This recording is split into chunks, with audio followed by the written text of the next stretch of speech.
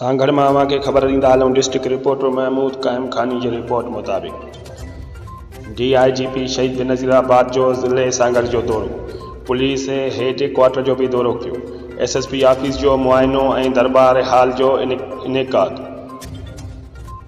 सॼे ज़िले के पुलिस ऑफिसरन के इजलास की सदारत कई। इजलास में ज़िले के अमन अमान की सूरत हाल ते ब्रीफिंग ॾिनी वई।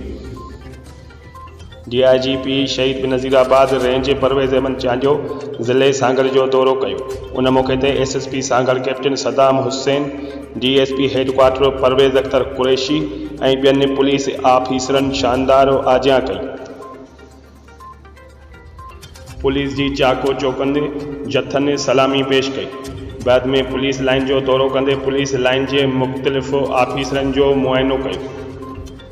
SSP ऑफिस के मुख्तलिफ़ ब्रांचन जो मुआयनो कयो ऐं ब्रांच इंचार्जन के हिदायत कई तो हू पंहिंजे कम मेहनत और ईमानदारी से करण की हिदायत कई।